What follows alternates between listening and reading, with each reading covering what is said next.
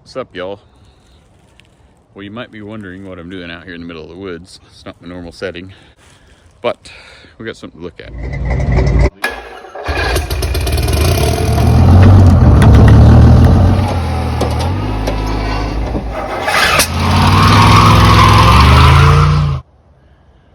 On this property, over in the corner, are abandoned vehicles.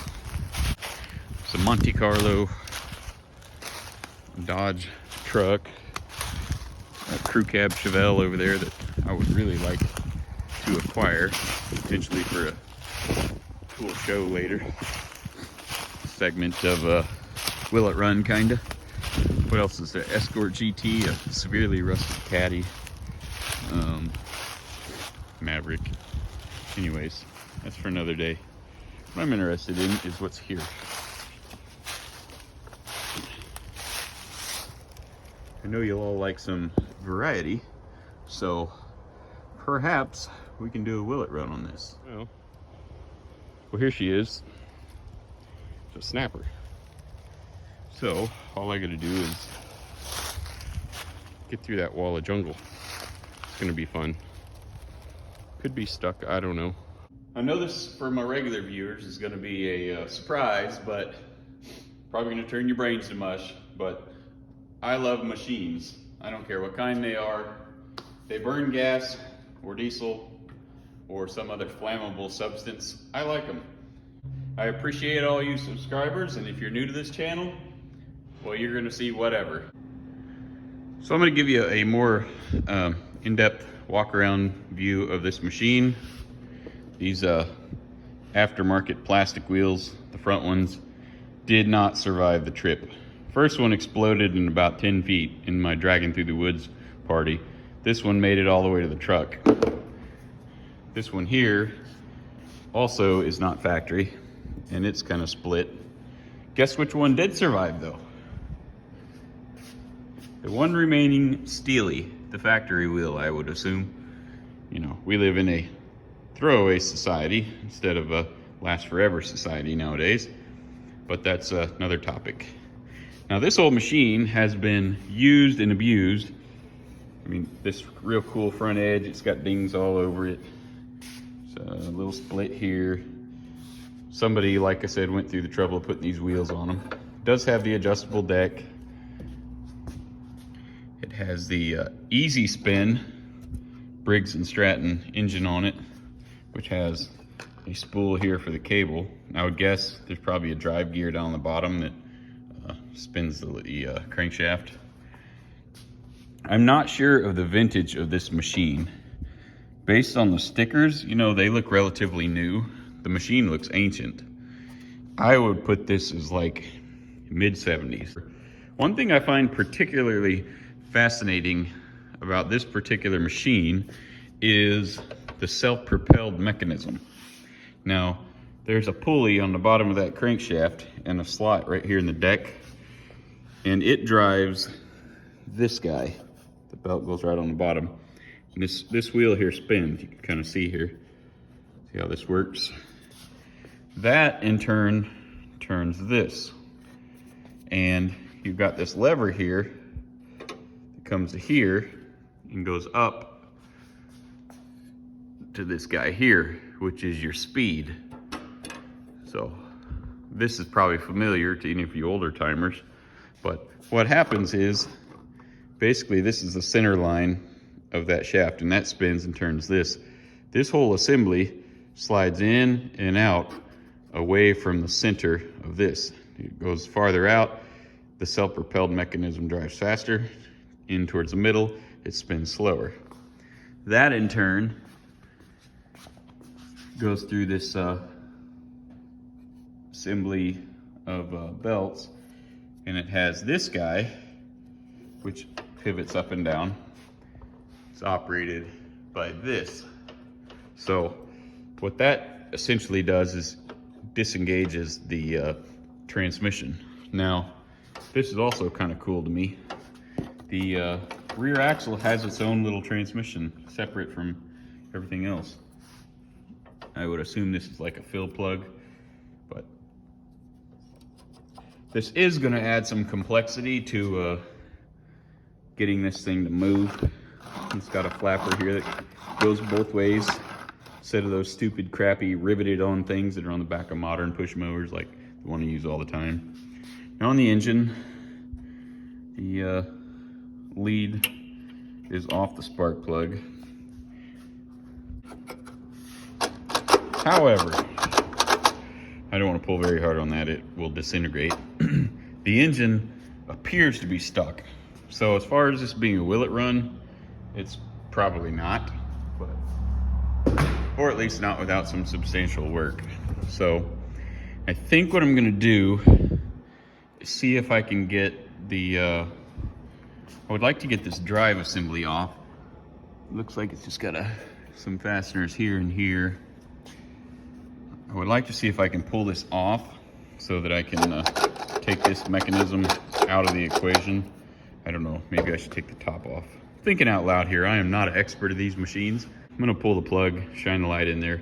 This was inside of a enclosed pickup truck bed, so maybe if it wasn't locked up to begin with, maybe we'll have some shot of getting this thing to turn over.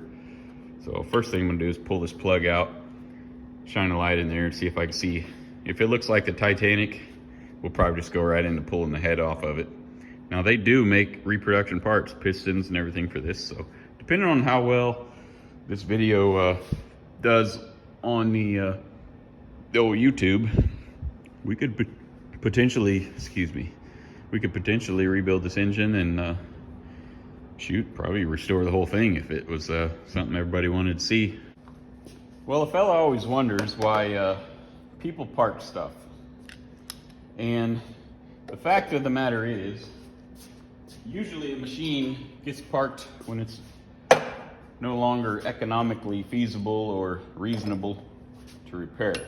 So, my expectations for this little guy are not high.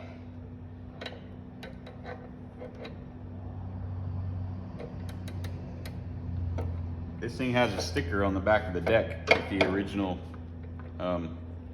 manufacturer sales place's name on it. There's a good possibility that this hole is completely full of water. This sticker says McDonough Power Equipment. Oh, built by McDonough Power Equipment in Fort Worth. Yeah, it looks like it's got some rust in it. Typical. I'm gonna bet I'm gonna see a lot of rust with the flashlight. Probably gonna be a dive right into pulling the head off kind of deal. I can see some combustion deposits. You can see a valve. It's open. I want to be able to get down here once I get some penetrating oil in the cylinder and turn the blade. You know, that's a much higher leverage point than trying to pull that to get the thing out. This motor could have been toast before it was ever even parked. You don't know. Need the extension. Got to get this cover off anyways to get to the head bolt.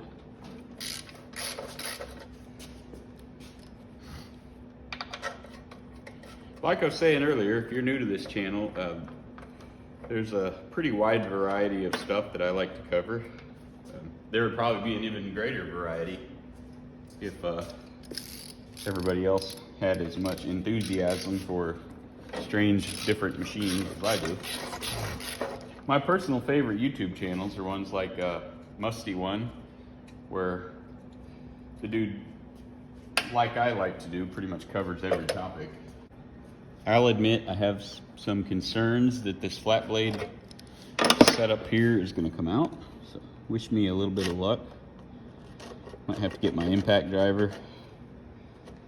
I'll go see if it'll snug a tiny bit first. Now, where'd my penetrating oil go? Give it just a dabble. That way if it moves, yeah, perfect.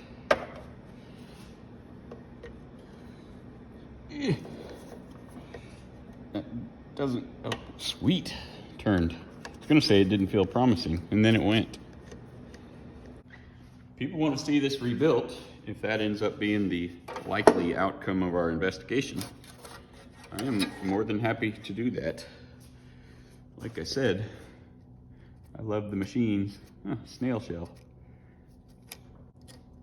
So there's drive teeth on the bottom of this, and that is what spins when you turn that. You get this little crossover tube out. If it'll come, doesn't look like it wants to. Probably gonna have to take this off. I'll just fumble about with the tools here for a second. Okay. I think we need to pull the cylinder head off just to kind of see how badly the thing is corroded. I don't think just jerking and pulling on the crankshaft at this point is really gonna do much for us. We need to kind of inspect, see what we're dealing with before we just go to trying to destroy the thing. Okay, so the next option, or the next thing on the list, is gonna be to pull the carb assembly off. I've pulled a lot of these apart, but like I said, it's when I was a kid, practically. It's gonna be a 3/8. Okay. Like I was saying earlier, the throwaway society we live in is readily apparent on pretty much every new machine built, other than the heavier duty tractors and stuff. Okay. Now I know this thing has been piddled with before, based on the fact that you can see all kinds of jerry-rigged stuff all over it. And it looks like the tank does have pinholes in it. No surprise there. So the next step is going to be to pull this top bracket off. Lay that out of the way, then bust off the last of the bolts after doing some coffee. Leave that in the hole.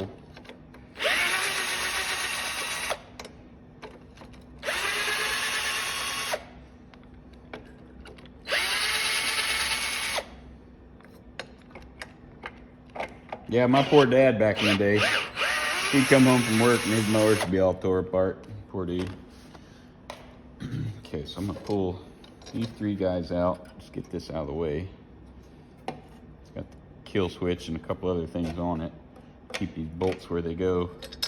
Same here. I'm expecting to see the Bismarck when I open up this head. One of the kits I saw online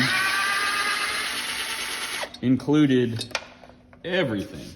Complete gasket set, piston rings, valves. All right, we'll bring you in closer to see what we find here. Excuse me. Drum roll.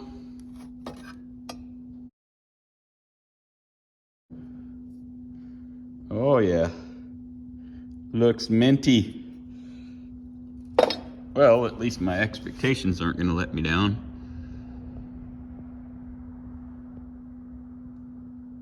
And valves open. Doesn't feel like it's stuck though. That's yummy. Well, I'm gonna get my screwdriver and do some scraping and find out how much of that is just like condensation, which is what I'm hoping, and how much of it is actual rust. Well, some potentially good news. Most of what I'm scraping out of here is just like a heavy buildup of like carbon deposits or old fuel or something. Heavy, potentially oil type thing. But like I said, the good news is it doesn't appear to be rust. So what I'm gonna do is I'm gonna get my brake clean, scrape that out, get my little brushes. What I need to do is get some penetrating oil around the ring gap, which I think I can get that kind of scraped out with a pick. Get some of my slickum up in there. So if y'all want to get your peepers over here, kind of see what I'm doing here. This appears to pretty much all be just severe gunk, for lack of a better word. A little toothbrush here.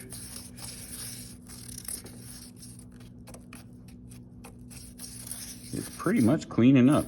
I'm actually quite surprised.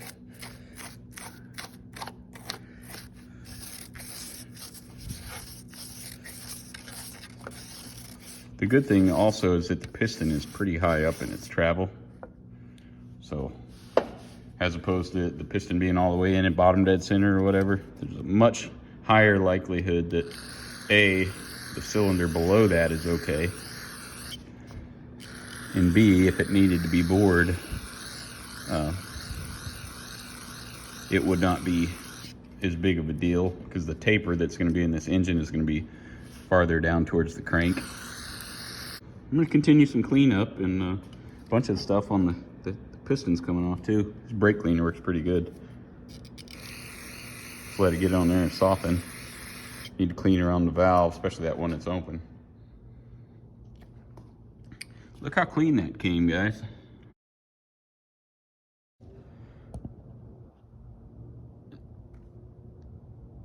I'm feeling a lot more optimistic that this engine could be salvageable.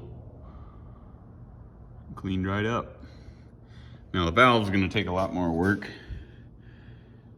They probably are not gonna be sealing real well without pulling them out and cleaning it, but my next step is gonna be to spray the penetrating oil around the ring lands, like around the piston. I'll probably set the deck up kind of at an angle on some blocks to try to get that stuff to creep in.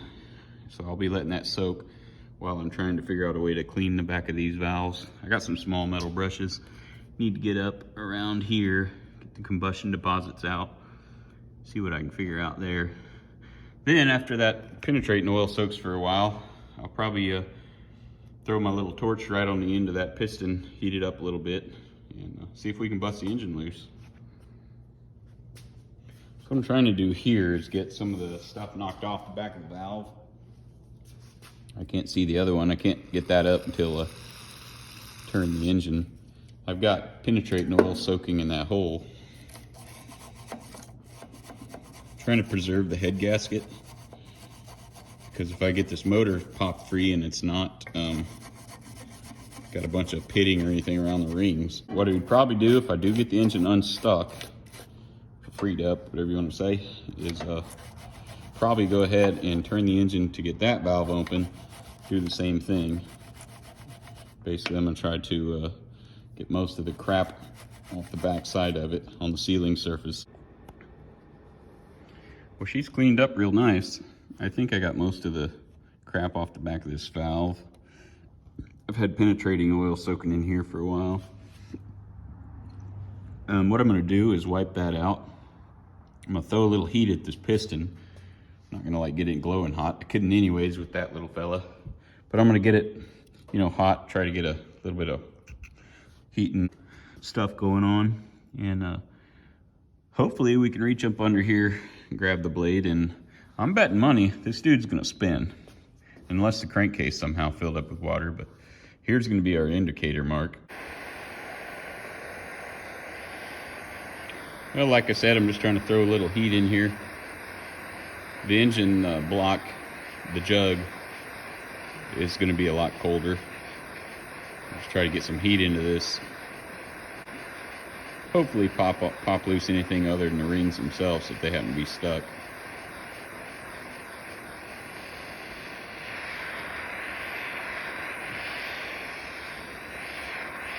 I'm going to do this for probably a minute and a half. We'll let it cool off and see what happens. Let the thing cool off. I wiped it out again, cleaned it, sprayed a little bit more penetrating oil in there and let it soak a little bit. So I guess we have our moment of truth. I can get the blade right here pretty easily. Watch our mark there, and you'll probably see that move before you see the piston, but we'll see if we can get this thing to move. Oh, that was extremely easy, actually. Incredible I cannot believe this. Okay, let me get the piston down to, that still didn't want to turn. That's not surprising. I'm gonna get the piston down to the bottom of its stroke.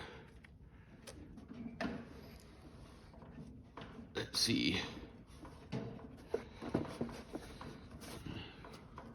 back over here. I cannot believe that thing came loose. I mean, it took maybe 10 pound-feet. Okay, that's a bottom dead center right there.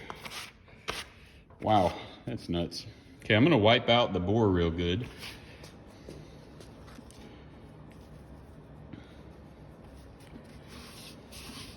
I did not get on here with the pry bar. I did not beat on the piston. I just let her soak, threw some heat at it like you saw, and tried to be gentle with it. And there's just a little bit of a, I think it's mostly just carbon deposits right there. So I'm gonna give you just a quick look-see what this cylinder looks like. Got just a little bit of corrosion in it, but I don't see any pitting. The pitting or deep scratching is what you gotta worry about. I'm gonna take some red Scotch-Brite pads and some penetrating oil and just kind of work these bores kind of in a circular fashion. Try to get most of that junk out of there. Well, it cleaned up pretty good. Some of that heavier staining. There is a little bit of stuff I can just feel with my fingernail. So I'm gonna work it just lightly with 320 grit, kind of as best I can, a cross-hatch pattern. Most of the cylinder feels good. Just gonna kind of this way and this way, all the way around the bore. Kind of try to keep the cross-hatch going. I think most of this will come out. I mean, it already feels better. So I don't want nothing there that I can feel with my fingernail for when that piston comes back up in a stroke. You don't want it to hit anything. So if you can feel it with a fingernail, it can gouge a piston ring or break it. So I went ahead and cleaned up the cylinder head mating surface here where the head gasket goes. I didn't go crazy. There's still a little bit of stuff, but for the sake of just kind of trying to do a willet run, this will work fine. If she does start, I'm gonna be ordering a head gasket and seal kit for it anyways. These are so easy to break down, and the seals and gaskets that are in it are likely 40, 50 years old. Well, let's see what happens. What I'm hoping is that the valves work and that piston comes back and goes back down. It's probably gonna leave a bunch more crap in there. I'm gonna see which direction this engine turns because I don't remember. Okay, so it goes this way, clockwise. So that valve's moving, that's good. This is turning pretty easy. That's top dead center. Oh, that valve's popping open. That's fantastic. Means our camshaft is not all rusted up. I'm gonna shoot some penetrating oil on top of that while it's up before it goes back down in there.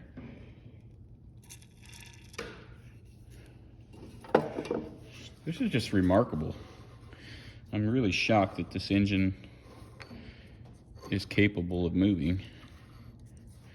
I think getting pulled into it. Should be okay. Okay, she's made a full revolution and it's getting even easier to turn. Super easy to turn now. There's a little bit of debris back here behind the valves. Could be cobwebs, who knows. You wouldn't think it'd be cobwebs though. The engine's sealed up. Man, this thing turns so easy. It's crazy. Well, I'm gonna do this about 100 times and clean them cylinders out just a little bit. I'll open that, get that valve open, try to clean behind that pretty good. And then we'll move on to cleaning the bottom of the cylinder head. I was able to get most of the debris off the back of the valves in the valve seats. So I think they should seal. What I'm gonna do in the meantime is there's a little bit of debris behind each one of them. So I'm going to blow into the exhaust and the intake respectively, and hopefully blow out anything that's in there that's kind of chunky, you know. I don't know how well this is going to work. I don't really have to have much pressure in there. See if I can shoot stuff at my face. Oh yeah, see how much stuff came out of there?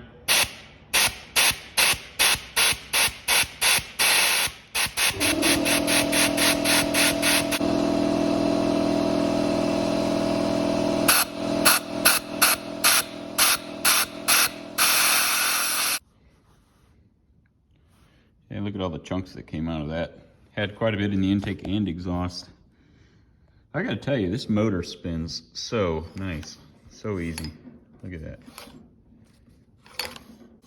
The valves work, you can spin them, so nothing is a problem there, other than potentially they may not seat real well, although it looks like they've still got a nice shiny seat surface. So I think what we're gonna do at this point is I'll spray a little more penetrating oil around those rings and just let this thing kind of soak and leave all that slickum in there. Just to see if the thing will fire, I'll probably just squirt a little bit of gasoline into the intake track, but we gotta do something here for sure. That is gross. That's what was in the cylinder, the same exact stuff. So I'm gonna probably just throw this in a can of solvent and just let that kind of dissolve. So that's gonna be pretty boring. Probably won't record that, but and I'll clean up the head gasket surface and hope that the old head gasket will seal. It should be just fine. And I'll also see if I can get the cap off of this, see what that looks like. Being it's a steel tank and that it's got some that going on the outside, it's probably gonna look like that on the inside. So that may be unusable, not sure. I'll see if I can source one on like eBay, but that's getting ahead of ourselves. We need to see first if it'll pop off once we get that cleaned. Well, I was able to get this cap loose. It was absolutely seized. So we'll see what it looks like in there. I can pretty much guarantee you it ain't gonna look good. Get my light. Here's the camera. Try to get a good angle.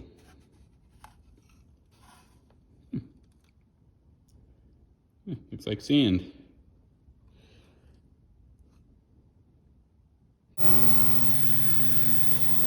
Here's where we're at. I got the cylinder head soaking with brake cleaner and penetrating oil mixture. Keeps it from drying out. I have the fuel tank. I rinsed it out real good, and it's in my ultrasonic cleaner. Temp turned all that to 176. I'll let that boil for a while. I'll let it clean it first with Simple Green, then I'll take that out, replace it with Evapo-Rust. Evapo-Rust is really expensive. Now the carburetor, that's another matter. It's a unique style that I've not seen before. It has the choke plate in there is plastic, and it has a little housing on the side there and some type of a diaphragm in the bottom there where that rod goes through, and that activates the choke. I've not seen that before. This gasket is extremely dry. That diaphragm, that's supposed to go boop, boop, boop, boop. So I think my best bet here is I'm gonna put this carburetor in a cup of diesel and maybe some other chemicals and hope that it'll soften up a little bit. So I'll show you why I love the ultrasonic cleaner. This is a little bitty one. I've got a real big one that I've never even used before. So I took this tank and filled it with Simple Green with just a little bit of water mixed in, and ran it through a few cycles. Like I said, it's set at 176, and let her run. Look how clean that comes. It softens up you know, the squishier, cheaper single stage paints quite a bit, but it's very, very, very effective in cleaning stuff off. I love it.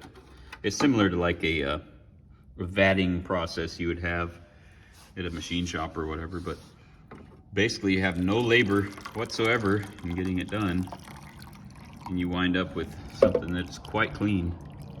This stuff here is rust. Now the simple green will not get rid of rust, but it will dissolve all the grease and crap, you know, soften up that paint. See, it's kind of wrinkled.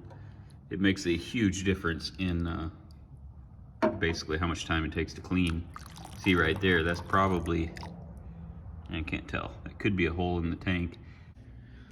So I got the fuel tank soaking in the evapor rust. When I get the thing out, I have to show you the holes in the bottom. Not sure if I'm gonna try to lead them, braze them, what I'm gonna do there. Carburetor soaking in some diesel, kind of get the thing kind of softened up, some of them plastic parts. I got to do a quick degrease on the cylinder head. It's been soaking all night. Look how clean the fuel cap came. It's gonna be shiny. I want to keep the metal tank, and that carb is an old oddball style. I did find a gasket kit for it that I ordered, but I like the look of the old steel tank, and that one is an old steel tank. It's got a different base for the carburetor, different carb. So I've had it soaking, like I said, overnight with some penetrating oil and stuff on it. Should loosen that up pretty good. Did a quick scrapey scrape. Now I've got my O'Reilly brake cleaner. Soften it up a little bit again. You want to keep the stuff kind of wet, or it'll, if it dries, it's obviously totally lost its effectiveness. Hold the camera and do this at the same time.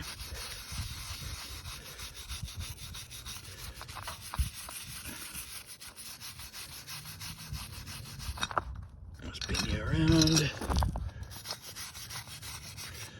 See how it's starting to dry. Get it wet again.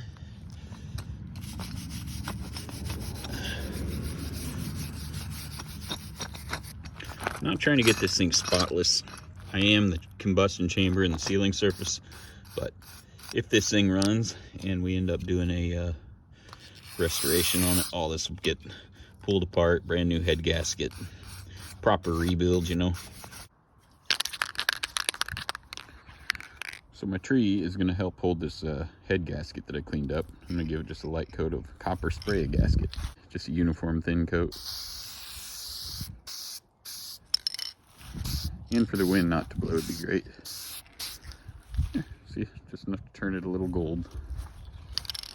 I'm going to see if I can eat some of it. Just want to let this tack up. Read the instructions.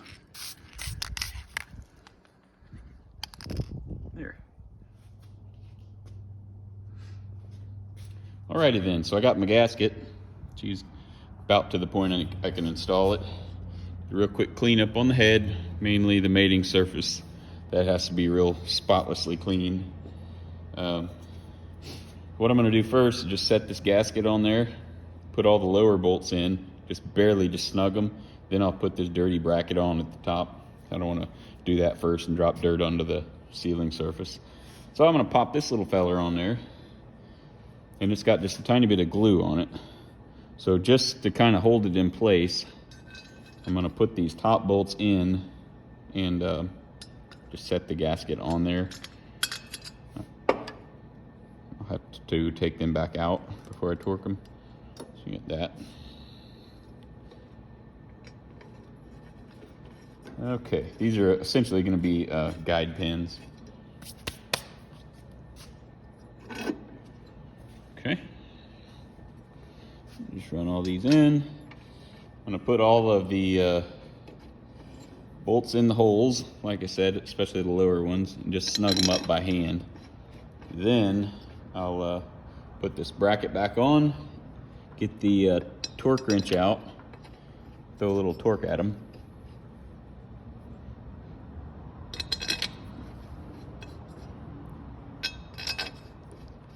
We'll see if this old dog will bark as far as compression.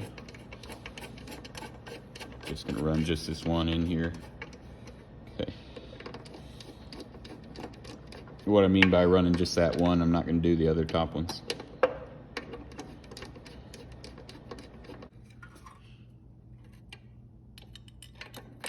I'd say our odds are good.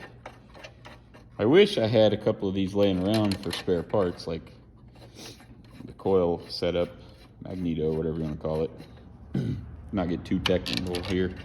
It's a Sunday afternoon. We don't have time for technical.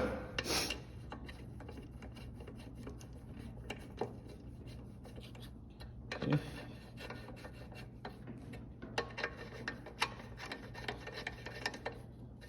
Okay. Give them all a little snuggy duggy.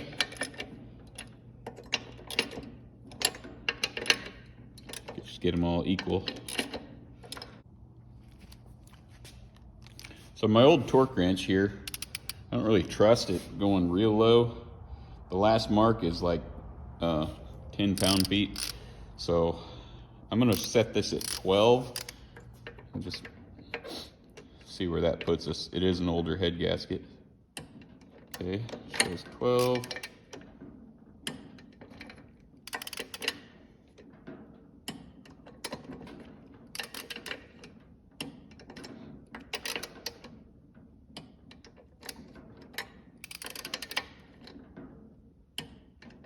Lost my pattern. Okay, I'm just going to go around the world, make sure they're all there. That one definitely was not. That one is. That one is. That one is.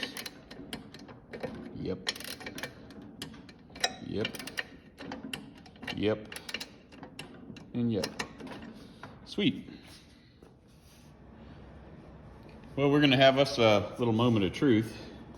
Sometimes the compression tester, you can lose a little bit around the threads, and I couldn't put this bolt back in here. Show you why later. I'm going to try to hold this steady as possible and see what we get. This is going to be a wet test, technically, because we have penetrating oil all around the rings.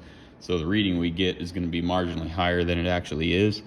So realistically, 75 psi, maybe as low as 60 should be enough to run.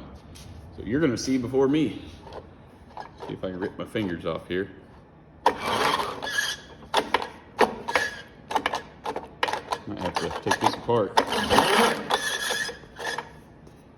That does not spin very fast.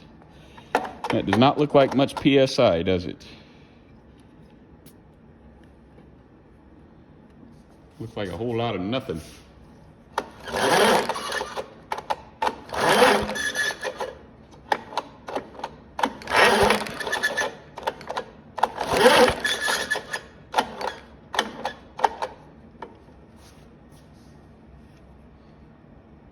It does not look like much. Trying not to take my fingers off with this somewhat loose and rickety operation I got going here. I just barely hit 30 the first time. I squirted a little penetrating oil in there. Cleaned the threads a tiny bit. We're gonna pull it again, but it's unlikely it's gonna get much higher than 30.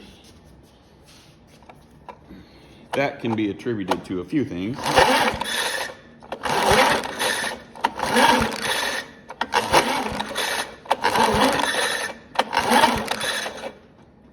I will not be trying to start it on this. Yeah, we're at like 31 and a half, 32. So, most likely scenario to me, especially given that this thing is set for forever, would be stock rings. I'm not sure what the minimum requirement is PSI wise for a Briggs & Stratton 3.5 horse to fire. It is making a decent suction here on the intake coming out of the carburetor. So I don't know what the minimum vacuum signal is that will physically be required to pull gas down into the cylinder. So it may or may not run. Lots of times with stuck rings, they'll start to come around, you know, after get some heat in the cylinders, they'll pop free. Don't know if that's going to be the case here. Based on how good the valves looked and that they open and close, I don't think it's a valve train problem. I reckon my next step is going to be to see if the points are working, and the points are underneath of this. So my little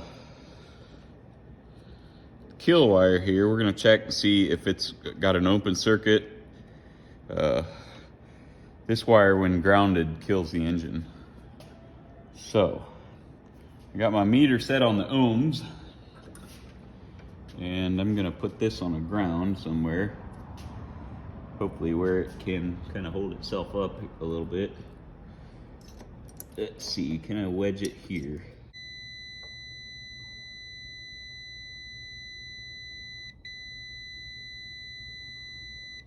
I kind of get a little bit of a bloopy right there. So I think that's the points trying to open.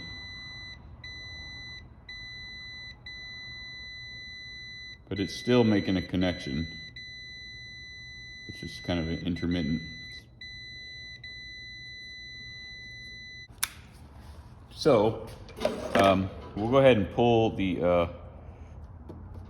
flywheel off here if all these bolts come out. Another thing I hadn't told you, I don't think, is this engine has an aluminum engine block. So that could mean that if it needs bored, that it's not going to be.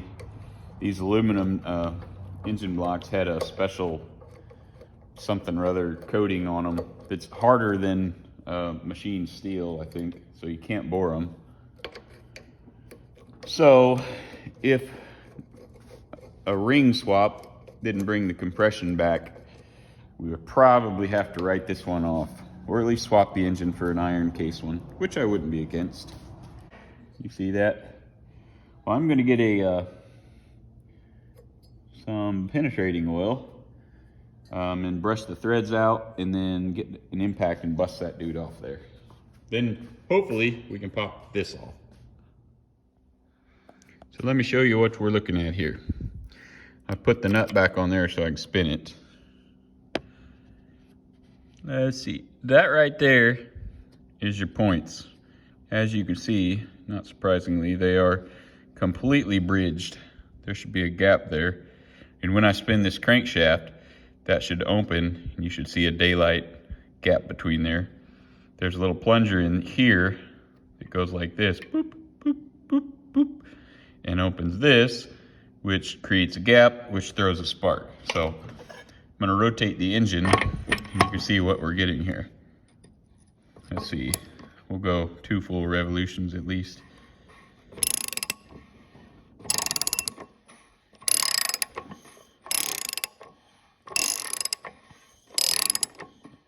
That's 2 full revolutions. Absolutely nothing is moving. About 10 revolutions. So, there's no way in the world this dude is gonna fire under these circumstances. Where we're at right now, I was looking at the end of this coil lead, which I told you already broke off. This wire's corroded bad, quite a ways up in here, and it's really stiff. I ohmed the coil out, which I didn't put on camera, and it appears to be dead shorted. And I really don't want to spend a bunch of money on a coil, a bunch of other parts for something if I'm not sure that this aluminum engine can even be rebuilt. I think I would have to change out the flywheel, but aside from that, I think everything would work. So I'm gonna go do that real quick. Well, I'll show you what I have come up with. This right here. This popped up right about the time that I needed it on Facebook Marketplace for $25 in non-running condition. I actually did a Willet run on this machine and one other mower. I bought 2 of them, 50 bucks for the pair. I'm not gonna tell you whether it did or did not run. You'll have to wait for that video to come out if you want to, or if you even care. But the good news is here, it does have a working coil. It does have a gas tank and carburetor if I'm not able to get the Snapper's original one going. Most importantly, to fix this little problem of the snapped off tab. I told you already, there's nothing I can do really to effectively make that reliable. There's so much tension pulling straight up on it. It's like a 90-degree anyways. There's a reason those aren't built anymore. That's what I'm saying. So what I think I can do is take the flywheel out of this one. That's the big aluminum chunk that mounts right here. And I think I can take this top assembly off of it, the ratcheting mechanism, and punch out these 3 rivets and use just this piece right here and attach it right here. And I think as long as there's no compatibility problems with the flywheel, that will allow us to keep the original cover that has the bolt holes in it. I can't use this cover because these bolt holes are in a different place. They're like whoop on that old one and like whoop on this one. Alrighty then, here's an update. I have pulled this unit off of that guy and have set it on here to make sure it works. The only difference is it doesn't have the teeth on the bottom of it that would engage this guy. This one is just way cleaner than the one I took off of this mower. Obviously it's like 30 years newer. Other than the teeth on the bottom, it's pretty much the same. Even looks identical, has the same writing and everything on it. I also pulled off this from the other mower. This mower didn't originally have this part here. This is all for the top drive for the pull rope assembly that mounts in that hat. So this will mount right there. Everything works here. Still allow us, like I said, to use this cover, which, you know, looks authentic. All the bolt holes line up, more importantly. One difference between these 2 mowers is the orientation of the engine. See, the cylinder head, the spark plug's in the front. On this guy, the spark plug's over here on the driver's side. Only difference that will make is when I take this unit off, I'll have to clock it so that instead of it being pull in that direction, it'll be pull in that direction. This guy is a much newer motor. It does have a working coil, but in relation to the coil, this is a post 1982 unit. Obviously it's probably like a 2000 model. It has a solid state ignition system on it. Coil and everything mounts the same, but it has a solid state ignition setup built into here. And one wire going over here to this kill handle, which is right there. Everybody's familiar with that. So I'm gonna swap this coil onto the other motor. The other motor, the old motors, they had points right here. From what I was reading, prior to 1982, they had points. So this model behind us, the old one, the Snapper, is at least a 1982. This mower is also missing the throttle lever.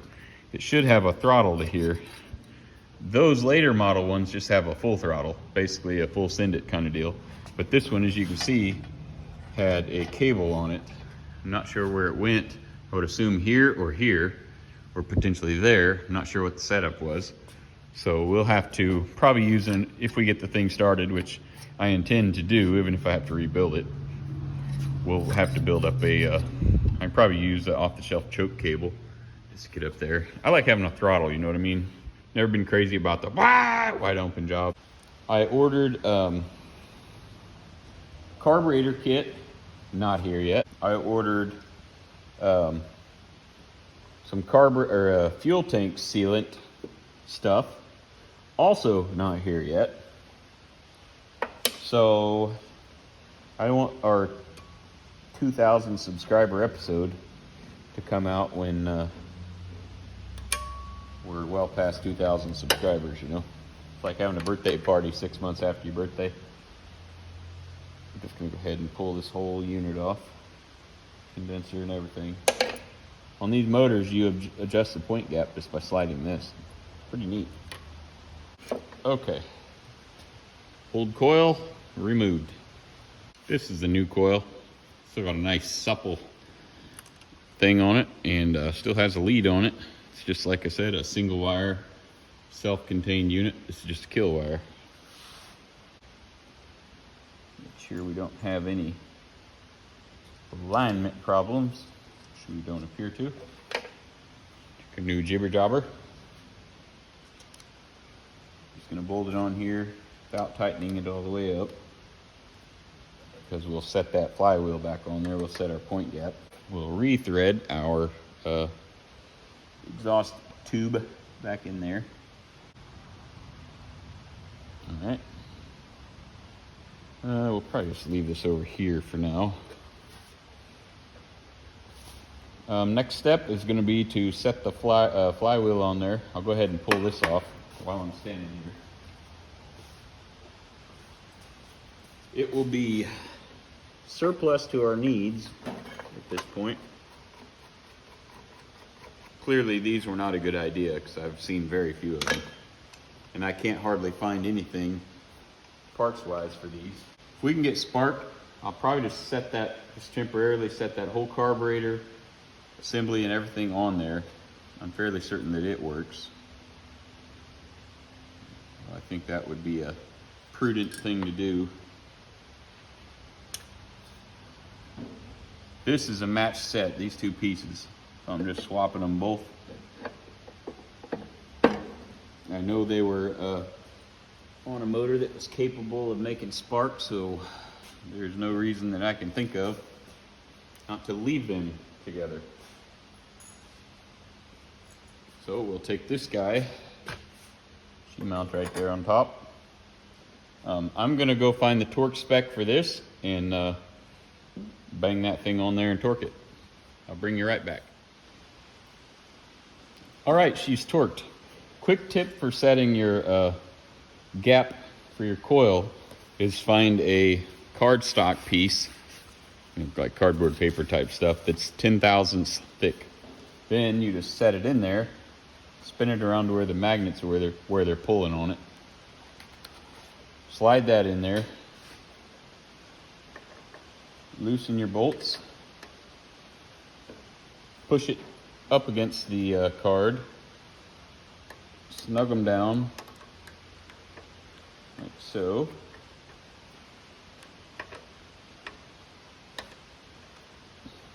And then rotate it, pull your card out of the way, and that pretty much leaves you with the perfect gap. Got this popped off the other cover. Nothing's damaged or destroyed. Now we're going to loosely mount this.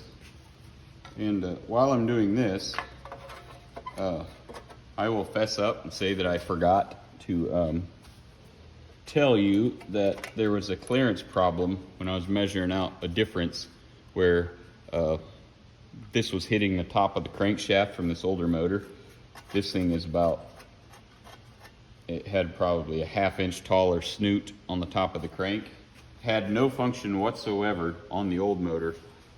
So I did have to chop a 1/4 inch, where'd it go?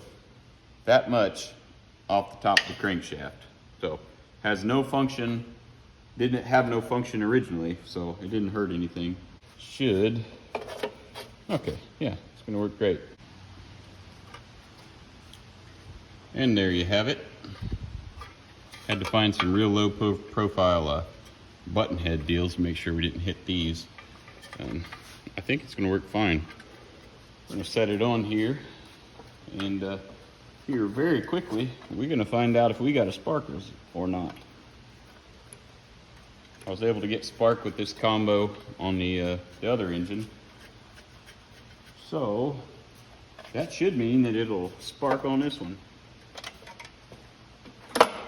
You're right, where's the last one? There it is. Oh gosh, it's on the floor.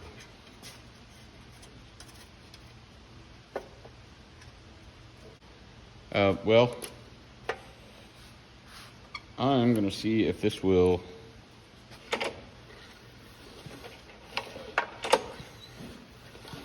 pull smoothly. This is a plug from the other motor. we're gonna see if she'll fire. My kill wire is not grounded, so if I got a ground on the engine block on the plug, it should fire.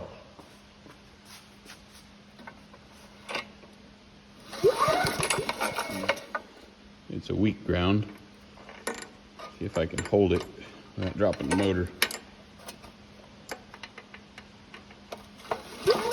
Woo!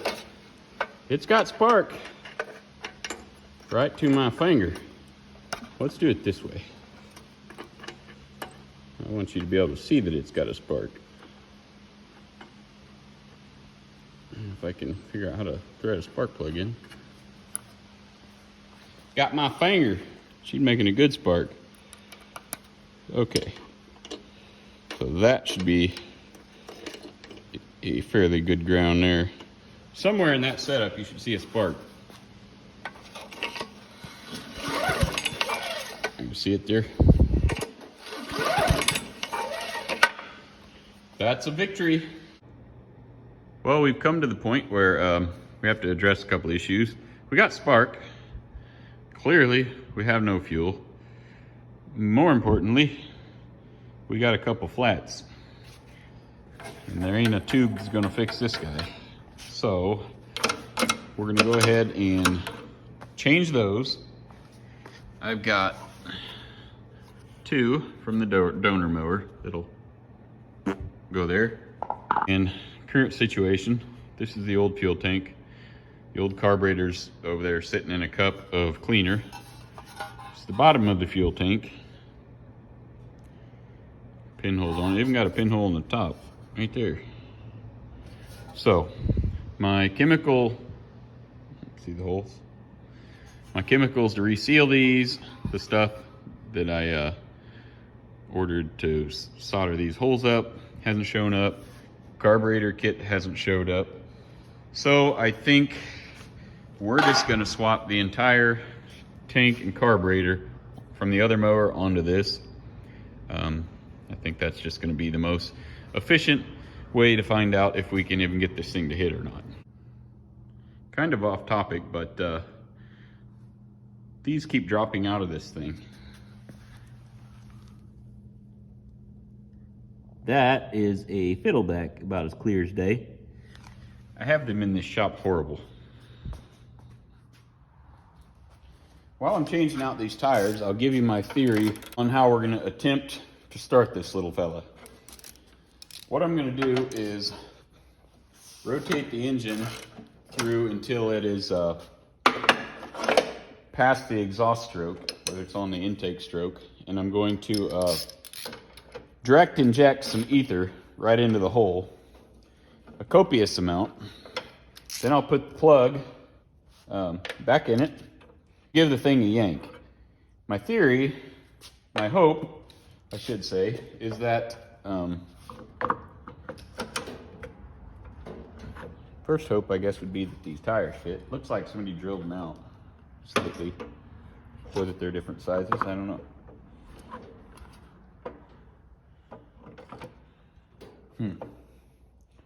Well, is this a bushing?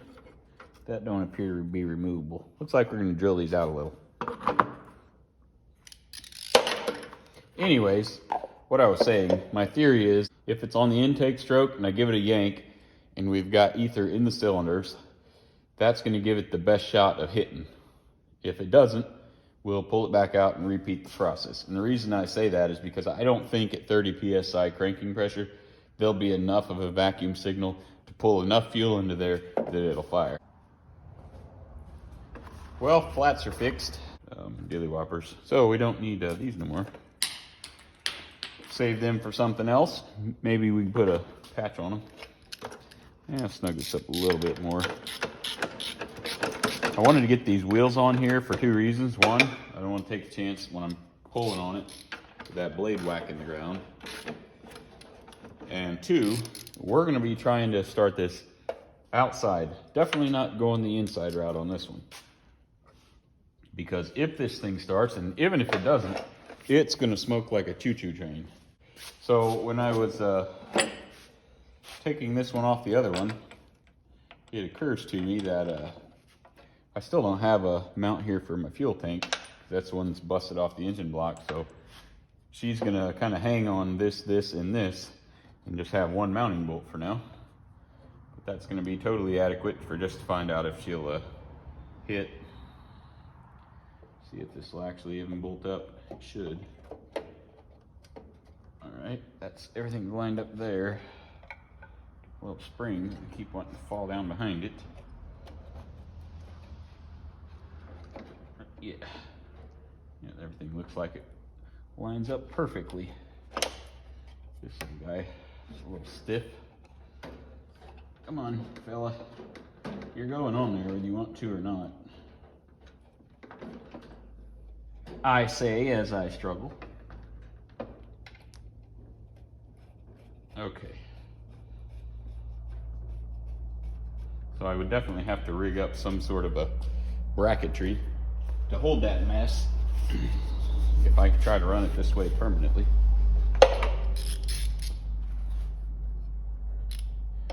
Let's see.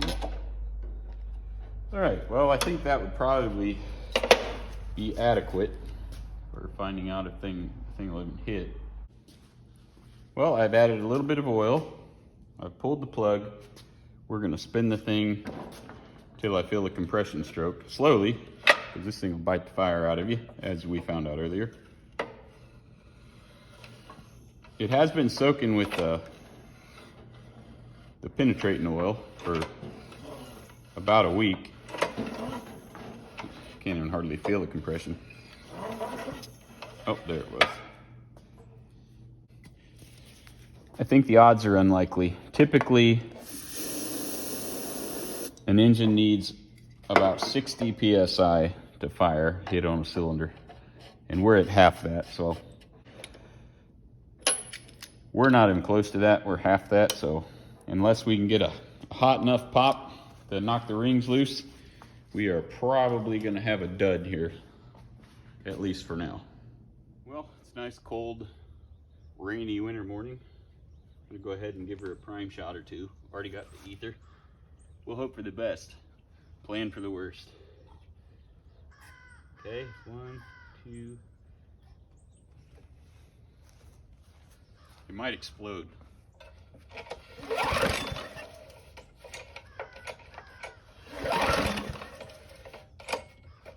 Puffing a tiny bit of smoke. I suspect this may be all we get.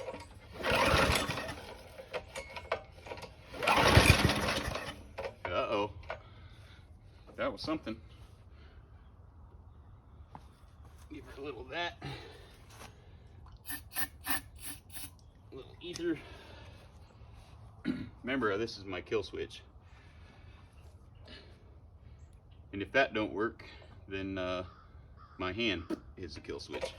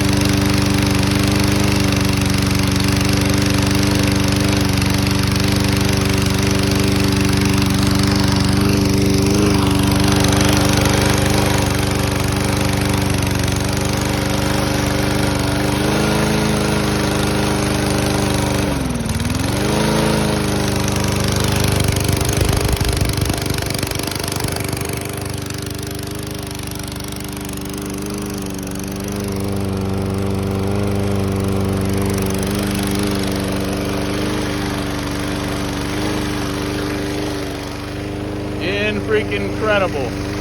I cannot believe that.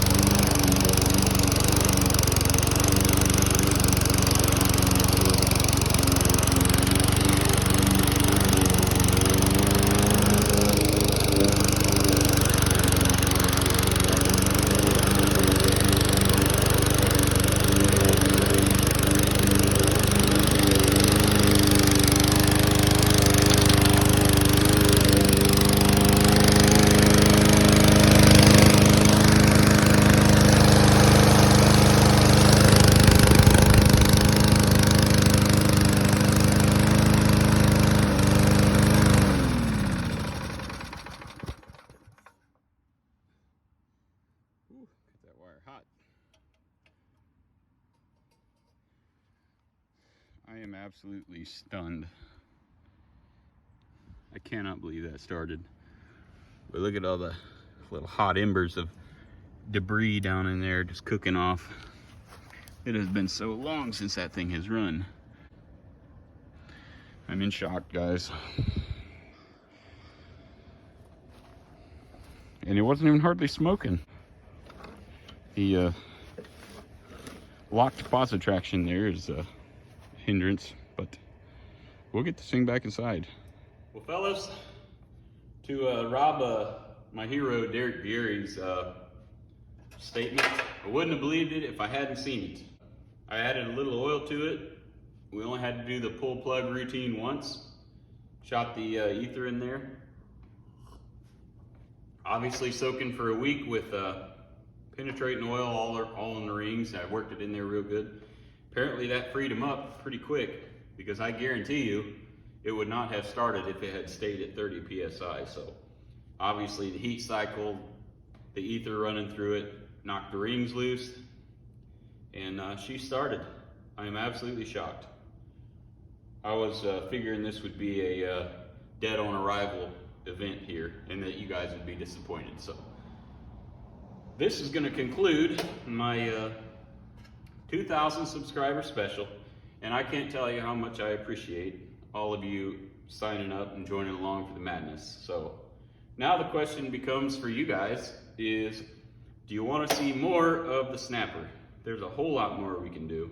We can get the factory tank back on it, potentially get the factory carb rebuilt. We can make this pull rope thing match the rest of it. We can completely restore it, sandblast everything. Short term is definitely going to be to fix the positrack, or to get rid of the positrack, I should say. But right now, while the engine's hot, I'm going to drain all the old oil out of it. Then I'll have to rig up the kill switch to where it's supposed to be and come up with the throttle lever and everything. But let me know if you want to see more of it, or if that's all you want to see. I appreciate you all, and hopefully you enjoyed the ride. Cheers. That's for my down under friends.